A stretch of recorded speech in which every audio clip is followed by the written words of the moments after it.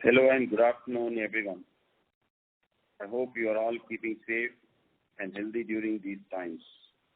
Today on the call, I am joined by our CEO, Mr. Rajiv Mehta, Mr. Shashidhar, our CFO, and Devan Dhruva and Neha from Orient Capital, our investor relationship partners. We have uploaded our investors deck, results and highlights on the stock exchanges and the company's website. I hope everyone had an opportunity to go through the same. Q1 FY22 started on a positive note, with the company delivering strong performance. Revenues grew by 133%, EBITDA by 110%, and PAT by 734% year on year.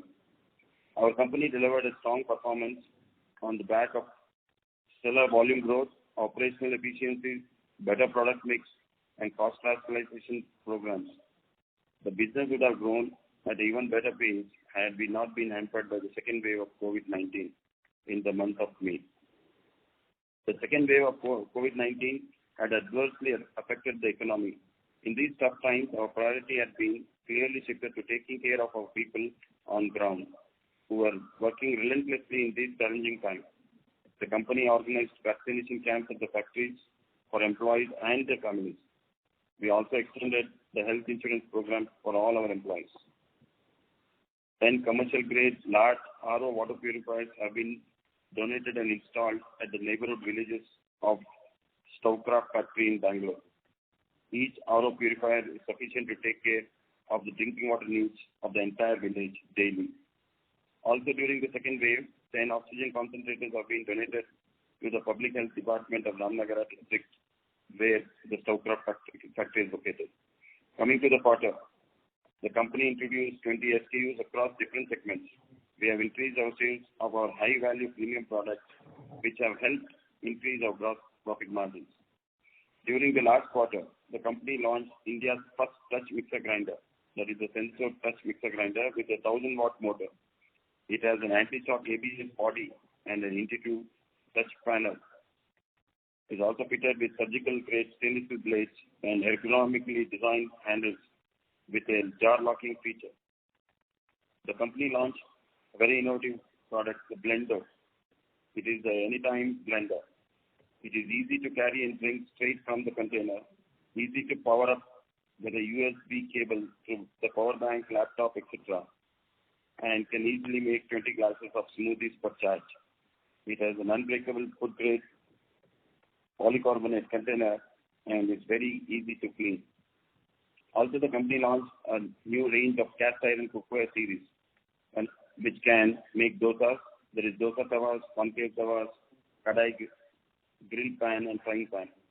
These are naturally non-stick cookware, not coated, but by naturally the way it is made. It's chemical-free, having even distribution of heat. Cooking in these adds iron to your food. These have a longer lifespan too. The company also launched sleek cooktop, which has an impact resistance of glass, non-slippery legs for confident cooking, and very slim design ergonomic knobs with a nice glow. These are unique round-shaped fan supports for extra feel. The company is continuously focused on creating new products to improve the consumer experience. We plan to launch over 30 SKUs in the coming quarter. During the quarter, we have increased our spending on branding and marketing. We believe that continuing to develop awareness of our brands to focus on consistent branding and marketing initiatives is important for our ability to increase our sales volume and our revenue growth, our existing market share, and expand into new markets and new product categories. The digital platform and the social media have enabled us to reach and engage with wider audience and customize business product offerings. The company plans to spend between 3 to 4% of our revenues on branding and marketing. Due to the second wave of COVID-19, there are lockdowns and restrictions announced by majority of the states. The general trade and the modern trade, the large format stores, were closed during May, thereby adversely impacting sales. The business would have performed much better had we not been hampered by the second wave of COVID-19 in this particular month of May. Business resumed to reasonable level post 10th of June. Post the relaxation in lockdown restrictions, the company have been doing well and witnessing robust demand from all channels. The company has shown growth throughout all the channels of distribution during the last quarter. Modern retail, general trade, and e-commerce all grew over 2 times despite May being a tough month. Our focus is on increasing distribution, increasing the network in rural areas, and bringing more customers on board through our increased number of outlets. Our kitchen solutions comprise of cookware and cooking appliances across our brands, and our home solutions comprise of various household utilities, also includes the consumer lighting. This enables us to be a one-stop shop for kitchen and home solutions and offer products at different price points to meet the diverse consumer requirements and aspirations. Our pressure cooker category has had a volume growth of 95%, and this contributes to about 22% of our revenues for quarter 1. Our non-stick cookware category had a volume growth of 61% and contributes about 25% of our revenues. Our gas and induction cooktop category had a volume growth of 218 and 152% respectively. Collectively, they contribute to 18% of our revenues. The company is focused on own manufacturing. Our trading sales have also reduced considerably during the last few quarters. During the last year, the company incurred a capex of about 63 crores on various building and infrastructure, along with the machines that are required to create this infrastructure for the large growth in the manufacturing contribution of the company. Our manufacturing facilities are backward integrated. We have the ability to manufacture components such as backlight handles, sheet metal components, molded parts, die-cast parts, molds, dies, and fixtures, all within the company's manufacturing facilities. We believe the backward integration of our manufacturing facilities have reduced our dependence on third-party suppliers and OEMs for such components. We have a constant focus on technology application at our facilities, and we believe that this would enable us to achieve greater efficiency in reducing time taken to and for the cost of manufacturing of our products, from design to commercial production, and in-house testing and quality assurance process resulting in higher profit margins. Our endeavor is to keep adding new and innovative products to our portfolio, enhance our addressable market through strengthening the distribution network across domestic and international markets, and be a preferred brand for our consumers. We have dedicated in-house R&D facility and have progressively increased our investment in R&D in the last few years. We have installed a 3D printing facility which can give us real-time design insights of the new products that we develop. To further our efforts of innovation, we have also entered into ties with foreign companies for technology enablement and tech know-how agreements. We are continuously looking to improve our distribution network. We have a dedicated distribution network each for Pigeon LED, Gilma, and Black & Decker. We have also been able to leverage the distribution network for Pigeon branded products and their brand recall value to enter new product segments in the markets. We strive to ensure the quality of products is complemented by after-sales service provided to our consumers across segments through a dedicated centralized CRM and a large team of in-house service personnel to cater to the requirements of our consumers. We have implemented a distribution management system which helps the organization to track secondary and tertiary sales and maintain inventory levels at the distributor's center. This also gives us visibility to the secondary billing happening from our distributor to the retailer. With a constant focus on technology application and increasing the level of automation, the company plans to achieve greater efficiency and cost reduction, resulting in operational efficiency and higher profit margins on a sustainable basis. With this, we now are open to the floor for any questions and answers. Thank you. Thank you very much. Ladies and gentlemen, we will now begin the question and answer session. Anyone who wishes to ask a question may press star and 1 on their touchtone telephone. If you wish to remove yourself from the question queue, you may press star and 2. Participants are requested to use handsets while asking a question. Ladies and gentlemen, we will wait for a moment while the question queue assembles. Anyone who wishes to ask a question may please press star and 1.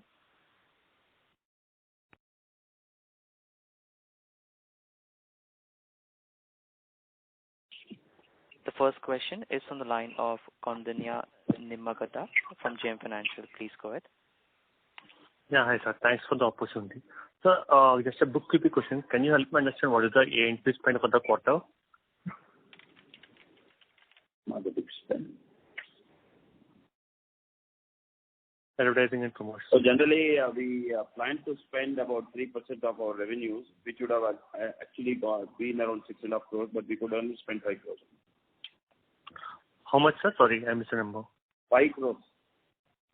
5 crores is the number you spent in the quarter. Sir, otherwise, other than the A&P spend, what are the heads where we saw a reduction or significant increase vis-a-vis last quarter? Yeah, our cost on transport, that is outward freight, which is a cost to the company, in percentage terms have come down, is now below 3%, which is far better than the industry, and it used to be higher for us also. And there has been a substantial drop in the finance cost because most of our debt is retired, and just for the discounting that we incur for our channel partners, both the suppliers and the customers. Otherwise, more or less the finance cost has come down to almost nothing. So these two are the major savings. Okay. Sir, this outward freight cost you said is below 3%. Do we see it sustaining at the same level going ahead as well? Yeah, we still see there is a scope for some 100 basis points. So still there is a possibility that we improve on this, but I think the company has done very well on the cost of outward freight. Understood. Sir, what is the debt on books as of June 30 or 30th of June? And also if you can comment on working capital. Around 15 crores. So it has remained flat QOQ? Around 15 crores. Yeah, I think that's the same number at the end of March, I think. Yeah. There have been some capex investments that we've been doing, and the first quarter generally is a soft quarter. It's the nature of the business, and so the monies that were generated were also invested in various capex, ongoing capex. What is the capex amount, sir, if I may ask you? For the current quarter, the last quarter? Yeah. It's an ongoing thing, but I can tell you it's in the range of 10 crores. 10 crores, understood. Sir, can you comment a little bit on the working capital levels with the company and also the inventory levels with the channel and how it is shaping up with all the lockdowns and everything that has happened in the quarter? Yeah, particularly in the last quarter, because the markets were all closed. Particularly, the general trade markets and the modern retail stores were closed. There was a little bump up in the inventory, but that is already getting back to that normal levels because we are having very robust demand from all the channels. So there's not too much of currently it is not the inventory levels at the normal levels that we aspire to. So currently we are at about 35 days on inventory, and also we are below 30 days on receivables.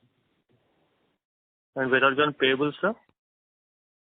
Payables, you would want to be at 60 and we are there. Understood. And how is the channel inventory also currently? Come back?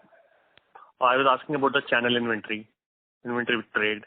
No, I think I mentioned in my call that we have implemented the DMS and we continuously monitor the inventory levels at our distributors. So it is a very healthy level, and it's only to cater to the requirement of our demand that is there from the consumers. Thank you, Mr. Kondunya. Request you to join the queue for any follow-up. Also, participants are requested to limit their question to 2 per participant. If time permits, you may join the queue for any follow-up. The next question is from the line of Vipin Goyal from Mirapolis. Please go ahead. Yeah, hi sir. Thank you for the opportunity. Sir, just this question on the trade mix. So if you can comment on what's the current trade mix for us in terms of general trade, modern trade and e-com, and then also on the margins for these trades. So how do the margins shape up for these trades? I'll come to the breakup of the... For the quarter, if you look at the quarter, because May and the first couple of weeks of June was practically a lockdown, the contribution from general trade, which includes Pigeon and Pigeon LED, was about 30%, and e-commerce was close to 40%, 45%. General trade and e-commerce. We had modern retail, again, a large part of it was closed. but modern retail contributed about 8%. Then we had export. Export contributed close to 15%. So that was the mix in terms of the channel split. Okay. And how is it generally lined up? I mean, this was in the first quarter. So usually, like if I had to talk about FY21, so how was this? How do we see this mix? Spike in exports. Yeah. So we just saw a spike in export and e-commerce because of the lockdown. The other two, which is modern retail and general trade, were not able to. E-commerce was on its normal course of business. We had a spike in export. So hence contribution of export as a percentage of revenue was higher in this quarter, which is the first quarter of FY22. Okay. All right. And then, sir, this last one on the pricing. So, since this commodity upcycle since last year, what's the price hike that we have taken across the product categories? And within that product categories, if you can just give some clarity on what all products, in which category we have taken, what's the price hike? So our pricing is actually on a cost plus level. What we do is we know what is our landed cost, and on that we add our markup so that we can retain our gross margin. And that markup is constant for all products and across all channels. So our margins are channel agnostic and our margins are also product agnostic. So for example, if something is 100, I do a markup on that and that becomes my selling price. It's called the minimum realization to the company. In order to pass on the price, because we are a cost plus company, the price increases are passed on, and we have an opportunity at every quarter to do a price correction or a price revision. There will always be a certain amount of inventory in terms of raw material which will be at the starting of the quarter, and that correction follows there is a certain amount of lag. So at every quarter beginning, we do a price increase. In last November 2020, we did an increment of average 4%. In April of 2021, we did an increment of 4%. And going forward, depending on the price increase of raw materials, we take a call at the beginning of the quarter whether to pass it on or not. Okay. So as of now, the price increase, the change in raw material has been factored in. Yes, it's been neutral. Yeah. Okay. All right, sir. That's it from my side. Thank you. Thank you. Thank you. The next question is from the line of Mayank Bhandari from Nirmal Bang. Please go ahead. Yeah, thanks for the opportunity, sir. Sir, as we have seen in this quarter, non-stick cookware is contributing almost about 25%, which was about 18% in Q4. Sir, can you give a corresponding figure for Q1 FY20 or maybe for the full year 20, what was the contribution for non-stick cookware? So the spike in contribution only, while for us all the products are growing at the similar rate, the spike in contribution has been high because of the higher contribution of exports in the revenue. Because we had lost some revenue from the general trade and the modern retail. The overall revenue otherwise would have been little higher. So that is why you see a little higher contribution, that is 25% of non-stick cookware. Yeah, if you wanted that number, for FY20 we were at 21 crores and this is at 30 crores now. 21 crore for FY? I'm sorry, FY21 we were at 30 crores and we are at 67 crores for FY22. Okay, so that is non-stick cookware. Yeah, it's the non-stick cookware. The revenue number? Revenue number of non-stick cookware in the quarter FY21, first quarter of FY21, we were at about 30 crores. And at this corresponding same period, that is a quarter that ended in FY22, we were at 67 crores. So extended to that, sir, for the full year, as my export has now increased to 15% of total revenue, for the full year, it is expected to be around that? FY22? No. So while the export is also of course growing, we don't expect it to be at 15%. For the first quarter, the contribution from export was higher because the channel was open. We were allowed to manufacture and export, whereas the general trade and the modern retail were not.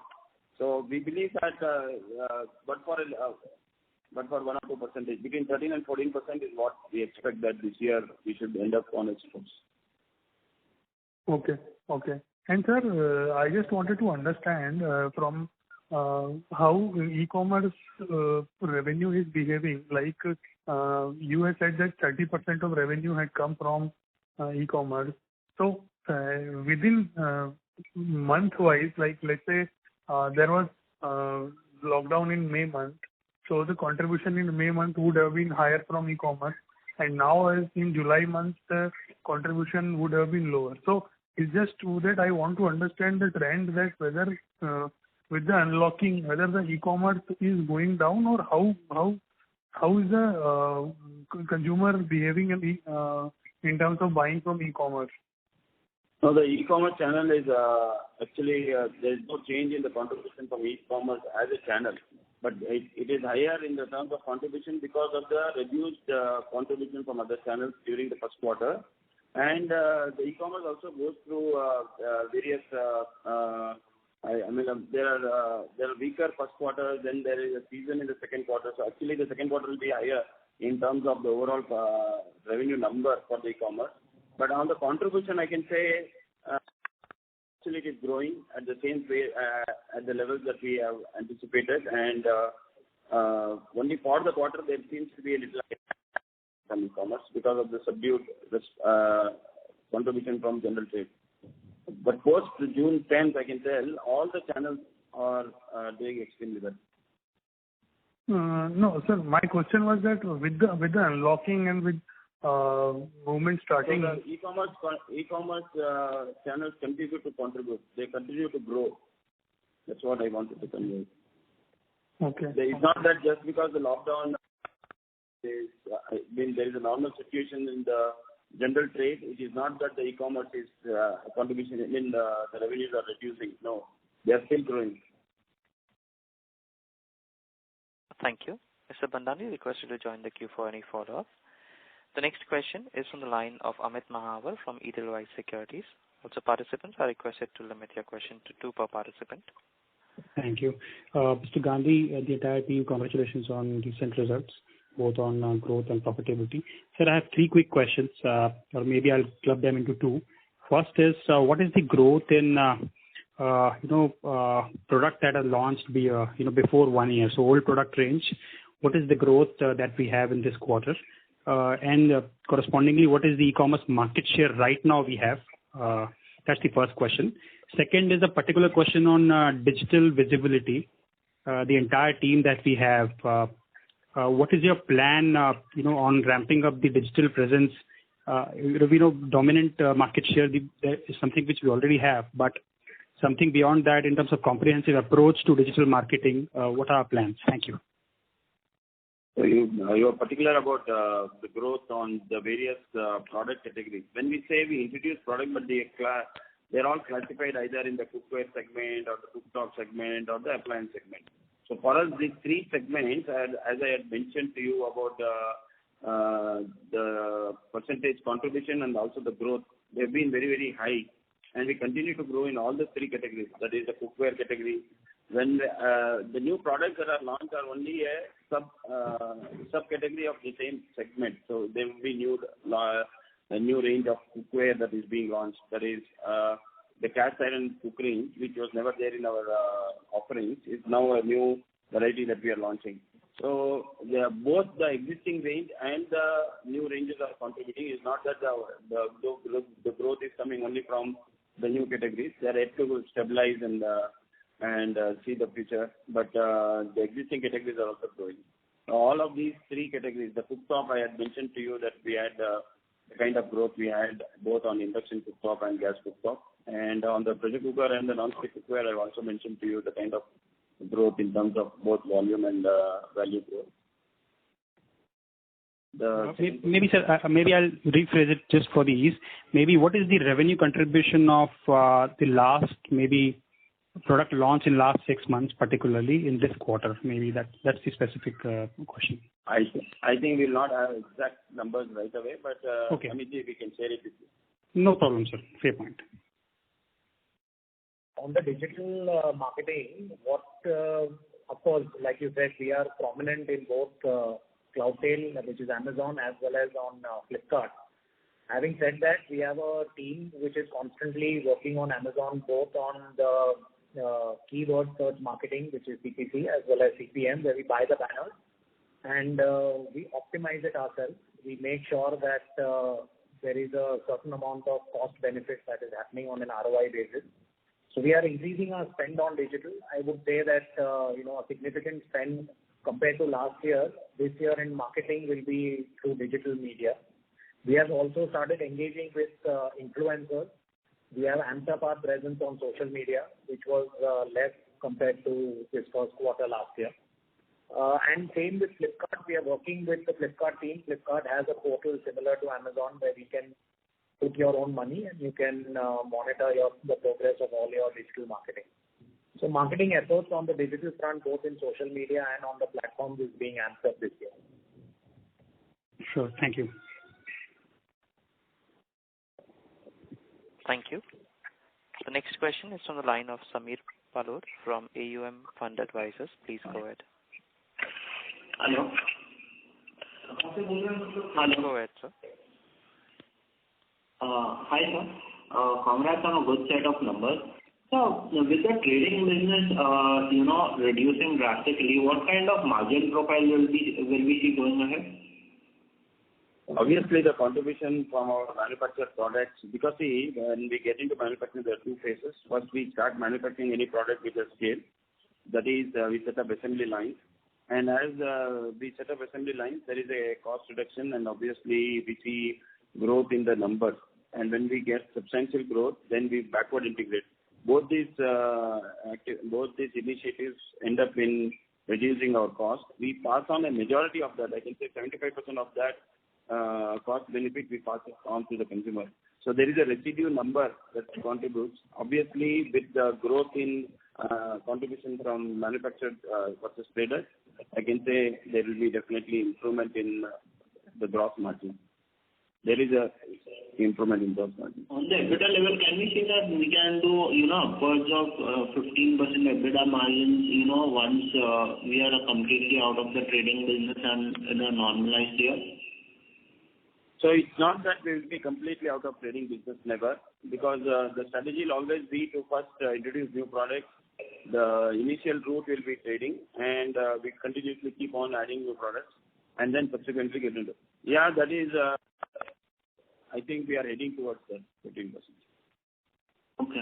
And sir, what kind of capacities do we have in terms of gross block, and do we need further capex to grow more, or do we have enough capacities to scale up our revenues or double our revenues in the next 3 years?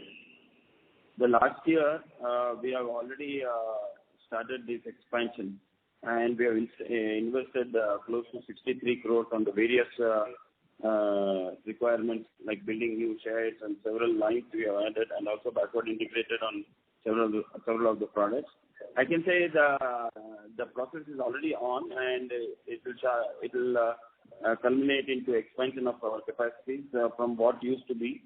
I can say by the end of this year, we'll almost be adding, say, 50-60% additional capacity in all the categories. So we are expanding on the non-stick cookware. We are added capacities on our pressure cooker, and also the small appliances. We have a complete new factory, a multi-level factory. First time in Stovekraft, always we used to have a single level, but it's a multi-level factory for the small appliances that we are getting into manufacturing. So all these three categories we have invested, and including the induction cooktop, we have expanded our capacities. We used to consider ourselves that we had a capacity of between 1,000 and 1,200 crores. But with the new additions, we see the revenue can actually, at the full capacity, this can get to 1,800, 2,000 crores. Okay. Thank you, sir. Thank you. The next question is from the line of Deepak Lalwani from Unifi Capital. Please go ahead. Hi, sir. Thank you for the opportunity, and congrats on a good set of numbers. So what is the current export order book status? Previous quarter, you had indicated 130 crores for FY22. Yeah, we actually have capped for this year. Even before the beginning of the quarter, we were full with the order. We are at the same number or little higher, and we would want to develop new customers this year, but not not for the revenue, but for the future, for the next year. This is only for the year. We are targeting between 130 and 150 crores, and the order book is already full. Okay, so with the improved visibility that you have, so what is the kind of number that you're looking for FY23? So can we expect somewhere around 200? So I believe for a few years, the kind of demand that is being witnessed at Stovekraft, we will grow at not less than 50%, but it could be a little higher on the export. Okay. Thank you, sir. And sir, on our margins profile, this quarter it was low on account of lower sales. So what will be our full year guidance on the EBITDA margins? We will be better or at the level of last year. We can be better. See, it's a function of the revenue. Beyond the break-even point, substantial portion of that gross margin flows to our EBITDA. Obviously, I can say we were at about 70-75% of our aspired number, but of course, which is all explained about the lockdown and all that. But post June 10th, I can say we are experiencing robust demand. We are able to both produce and sell. On both sides, we are seeing very good traction. So we'll be at the level, in terms of percentage margin, we'll be at the level of last year, or I can say there'll be an improvement. Got it, sir. That's helpful. So, as the demand has picked up in the domestic business, so what kind of growth do we expect for FY22 and 23? So the company has been growing.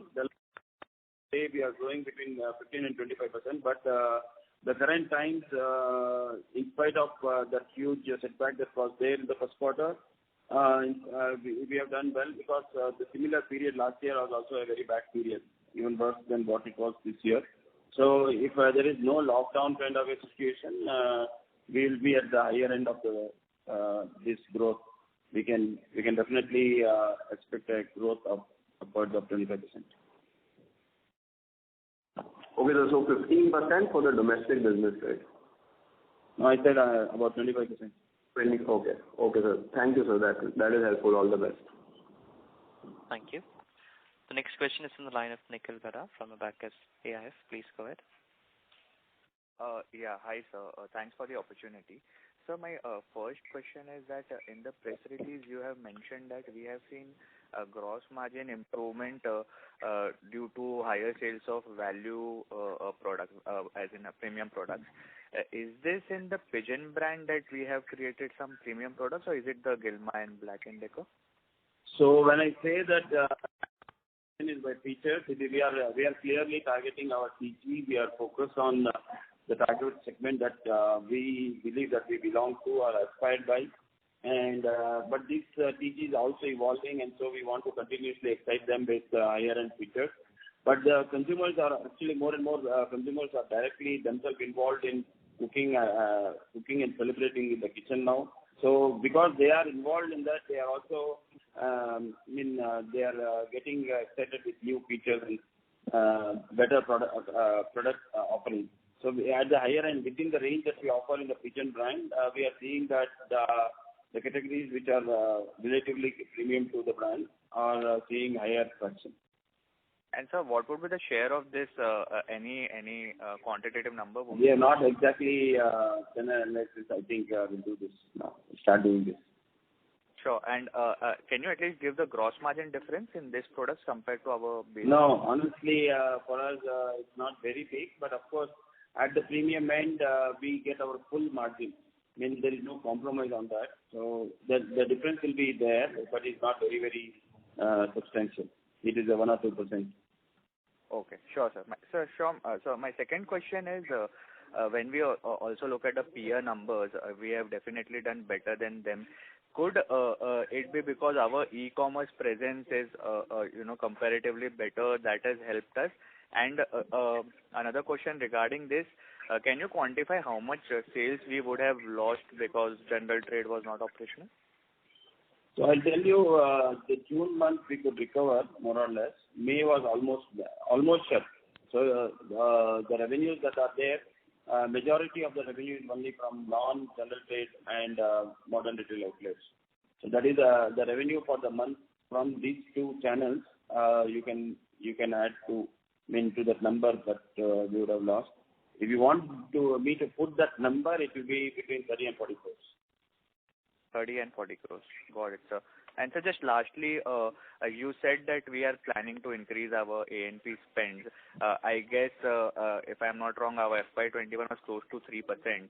How much do you plan, 3% of sales, how much do you plan this to go up by for FY22?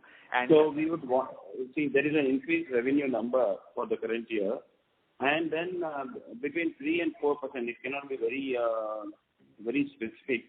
So we look at opportunities where we can rightly invest on the marketing and the advertising. So we would want to be in the range of 3 to 4%. And it would not strain our margins, as in the margins will still be. So I will tell you, it's a function of the revenue, and the contributory margin also goes up. And when the contribution margin goes up, and then from that, even if you are spending 1% more towards advertising, at the EBITDA level, it neutralizes or it still is there. There is still hope. Sure, sir. Thank you so much, sir. Thank you so much. Thank you. The next question is from the line of Pritesh Chheda from Lucky Investments. Please go ahead. Sir, I missed the comment on how much growth do you see in FY22.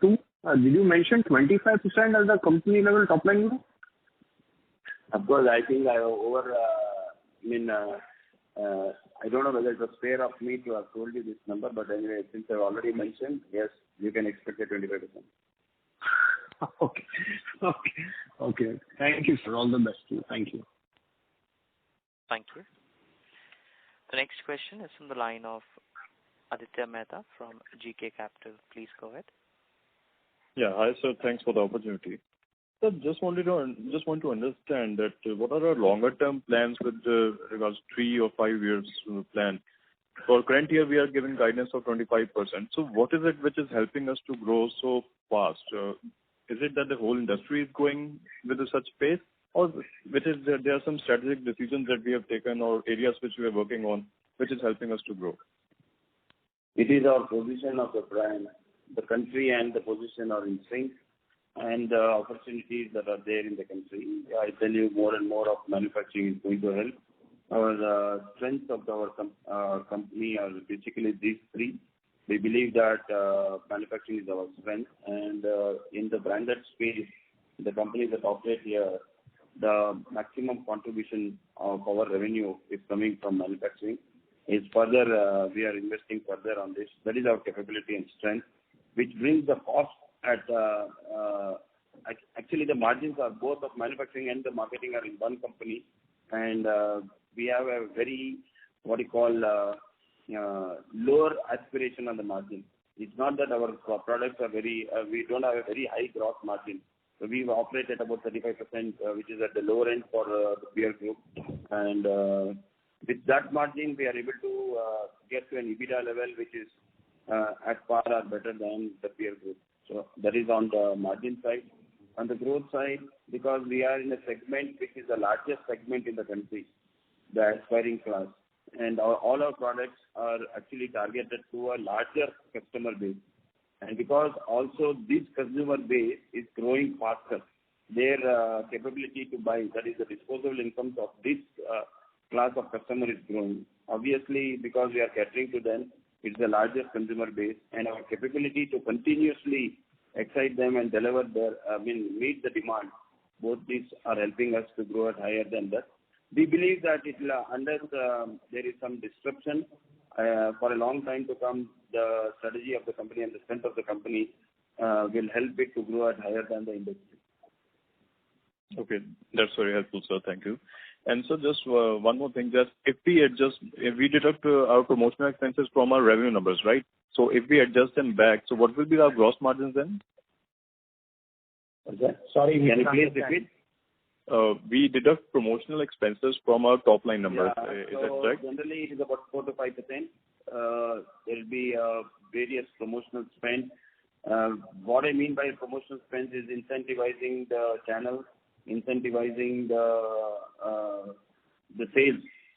So whatever goes into incentivizing this, we call it as promotional spend. We net it off from our revenues. Okay, so if we add them back, then the gross margins will be around the 40% odd levels, right? Yeah, close to yes. Oh, okay. And so what was the investment which was done for increase in capacity, about 50-60% in capacity increase? I think it is close to 63 crores so far that we invested in the last year. So 63 crores will help us give what type of revenue number? What will be the ongoing thing? This was already invested, and once the investment is done, because we are investing in all the categories, so it will take us to at least 1.5 times, 1.6 times our existing capacity, which we believe will take us to around 1,800 to 2,000 crores. Okay, sir. Okay, thank you. That's it from my side. Thank you. The next question is from the line of Rasmik Oza from Kotak Securities. Please go ahead. Yeah, thanks for the opportunity, sir. So we wanted to understand this 1,800 crore target we're looking at. Will it be achieved by FY24 or much before that, or it will be FY25? You're talking about the capacity or the revenue?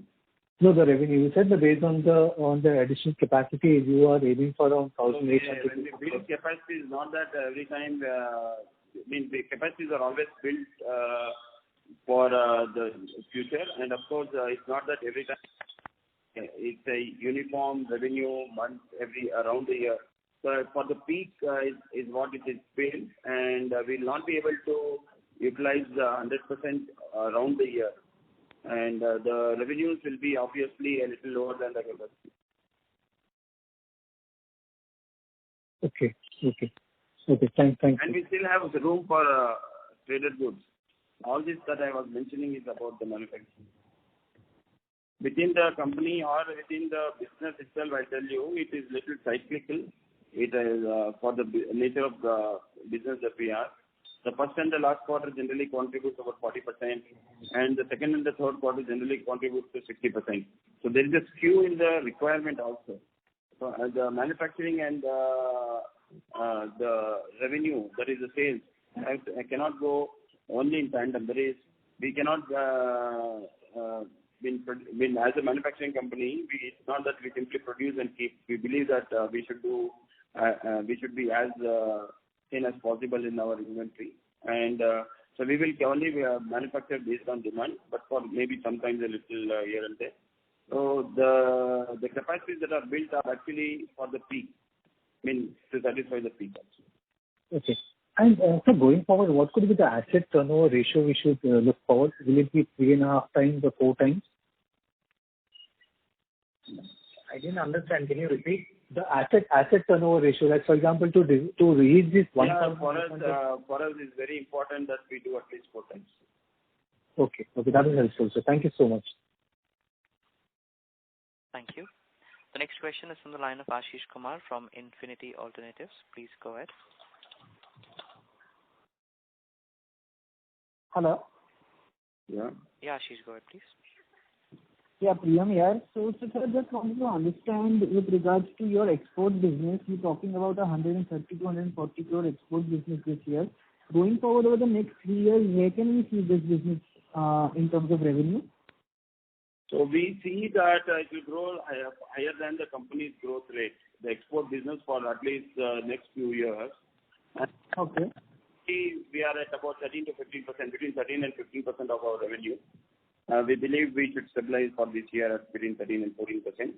But in the next 2-3 years, definitely because of the higher growth rate, this is moving towards the 20%. Okay, so if we expect the 25% revenue growth at a company level, is it safe to assume that our export will be growing in excess of 35-40% and we'll reach around a 300 crore export turnover? So actually, we also want the growth at the right pace. So the opportunity is higher than what we are catering to. At least 50% growth rate for exports is what we are seeing in the next at least 2 years. The visibility is there. Okay. And just on the margin for the export business, is it similar to the company level like 13-14% which we are reporting right now? At the EBITDA level, yes. Yeah, not at the gross margin, but at the EBITDA level, yes. Because we have very few costs after the gross margin. At the EBITDA level, it is either at the same level or even better. Okay. Thank you. That's all from my side. Thank you. The next question is from the line of Nilesh Chitani from Envision Capital. Please go ahead. Hi, sir. Thanks for the opportunity and congratulations on the great set of numbers. So my first question, it's the bookkeeping question. Wanted to understand what is our current share from the e-com business in terms of percentage. So if you look at only the first quarter, then it will be skewed. It will be close to 45%. But for the year, we expect it to be at about 30%, between 30 to 35%. Okay. So second thing I wanted to understand, since our share from the e-com business is quite higher, so what it takes to sell higher in the e-com platforms? Is it the price differentiation or is the brand recall value, at least for the product categories in which we are available? Any sense on that? See, if you see, Pigeon is a value proposition. We are addressing to the population, the bottom of the pyramid, as you can say, and that is where the lifestyle is changing. People, even in the rural areas, are modernizing. As a result of which, it is helping us cater to new and people who are coming onto the e-commerce. The second part is that we were already present in e-commerce before anyone else came. We had the early mover advantage. Way back in 2016, we started our e-commerce journey with both Flipkart and Amazon. And third, of course, we have the top quality products at an unbeatable price. So as a result of which, these two have yielded us with high number of ratings and high ratings itself.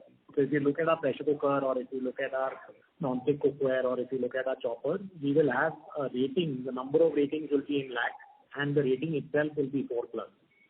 So these three, early mover advantage, top quality at an unbeatable price, and of course rating, helps us capitalize on the e-commerce opportunity.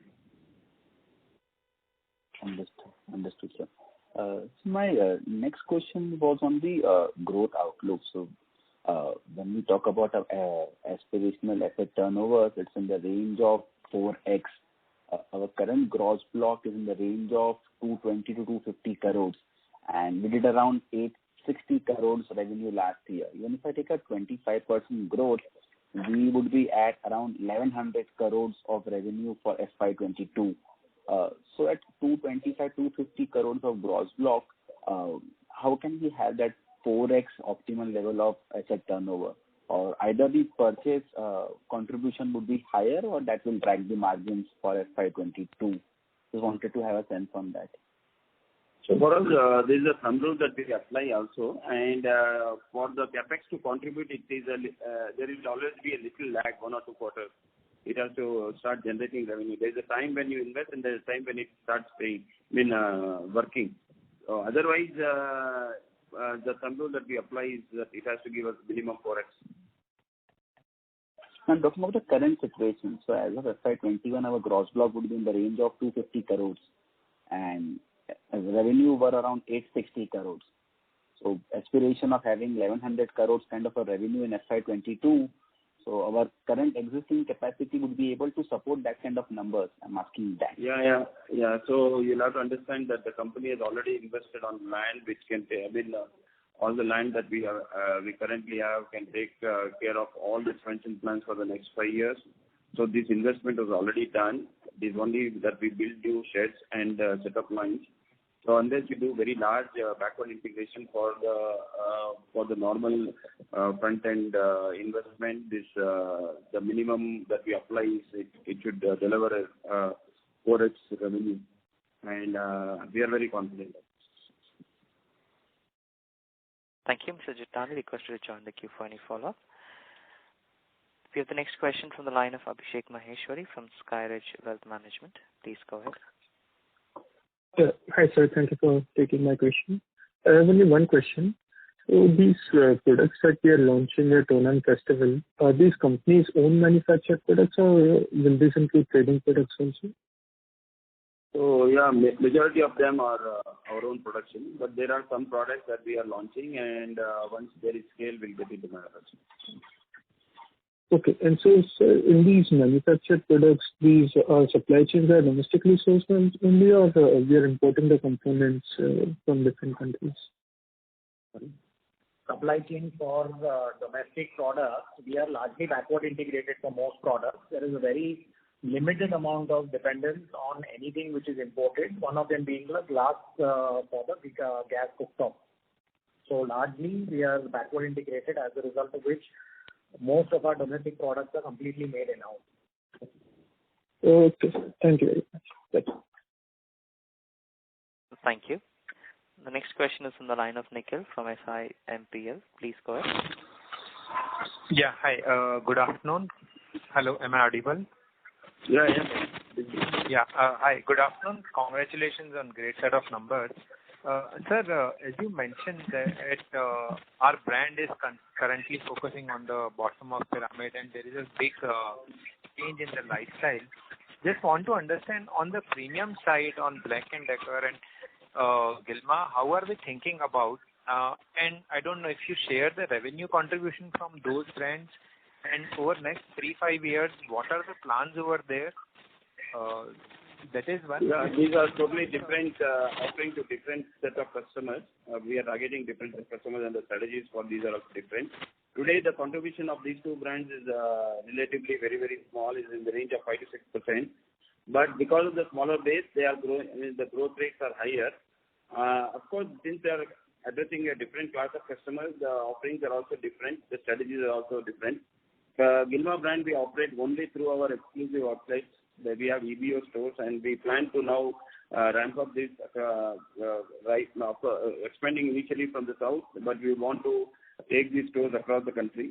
Currently, we are in the range of 70 stores, but already post the lockdown period, we have started working on this, and very soon, quarter on quarter, you'll see number of Gilma stores growing. On the because it's a premium end, and most of the products are currently sourced. We import them from, most of them come from China. We had a lot of challenges because of the smaller quantity of product, I mean, in the number of pieces that we import. There was a supply chain disruption even in China. And so for the recent past, we are on the supply side rather than the demand side. But we have addressed this, and we are improving the offerings also. There is a process of getting these approvals of these products, which takes a reasonable time, 6 to 8 months of process. As the range grows and the supply chain, this will also grow. So this, I can say that there is an opportunity for high growth in terms of contribution to the revenue. Okay. And secondly, sir, this was in respect to a question which was earlier asked, that if you look at the new product launches which we have done, so it can be around two segments. One is entering new segments, and another is providing new SKUs or innovative products. So if you have to understand, say, on a cumulative 3-5 years, the number of products we would have launched, how would that breakup be between new categories which we have entered and new innovations? And going forward, would you see that we would more consolidate in our existing categories with own manufacturing and everything, or how do you plan out in terms of new categories and new products, new SKU launches and all? So I want to again guide you through this. We are in the segment. These are the segments that we operate in, whether it is the cookware or the cooktop or the kitchen appliances, mostly in the kitchen, and then there are some utilities in the home segment. The segment is the same. The innovation within this segment is a continuous process, and within the product segment that we offer also. So there could be a new variant of a mixer grinder, but there is a completely different variant, which is the blender. So this is not a product that was existing, but it is an offshoot of the mixer grinder. So there are products that there was never a chopper in the kitchen, but then today we have a huge offering in the chopper category, and then the innovation goes on, and we come with a complete food processor on the lines of the chopper. So the categories are the same. We in the last few years, we have not seen any category which is not done well, and the moment we see volumes picking up in any of these products, then of course we get into manufacturing. When we get into manufacturing, we rationalize the number of SKUs. We then want to focus on limited SKUs which are doing very well. We would want to do a 80-20 kind of arrangement, analysis. We would want to focus on the 80% and probably let go the 20%. So that's what we do. Okay. And last question from my side. I just want to understand this trading business which you mentioned in the call that is reducing.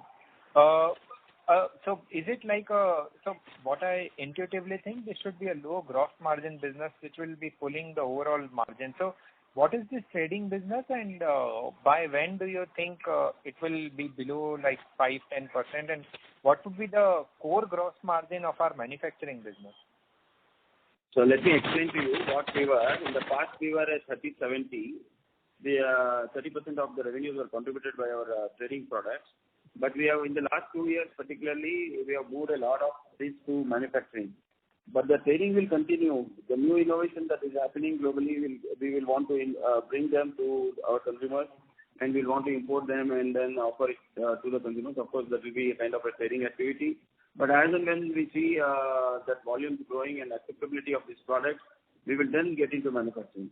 So it's not that it is very low. Of course, there is a difference in the contributing margin. The contribution from our manufactured products is a little higher than the trading products.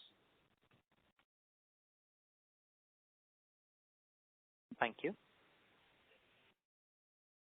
The next question is from the line of Pritesh Chheda from Lucky Investment. Please go ahead. Sir, what would be your net working capital cycle, and do you see any improvement there as we scale up the business? Currently, we are at about 27 days. We want to make it 0. When I say 0, we would want to move to a complete, actually link to revenue. Today, we are already at 60 days of payable. We want to link it to revenue. So it will be a little higher.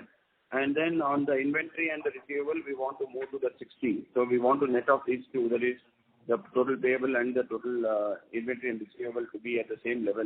Currently, it is at 27 days. So I couldn't comprehend. So if you could give then what is the debtor, payable and the inventory days?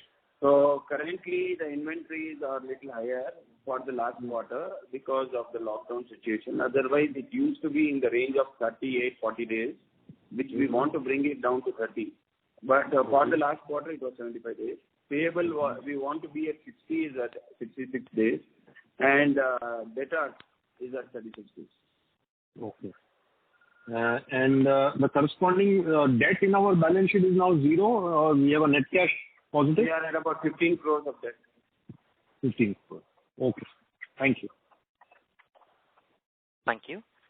Ladies and gentlemen, that would be our last question for today. I now hand the conference over to Mr. Rajendra Gandhi for closing comments. Thank you, and over to you, sir. Thank you, each one of you, for joining us. I hope we have been able to answer all your queries. We look forward to such interactions in the future. Once again, I would once again thank the entire investor community for the tremendous support shown during our IPO. We hope to live up to your expectations. In case you require any further details, you may please contact us or our partners, investor relationship partners, the Orient Capital. We'll be more than happy to answer. Thank you. Thank you very much.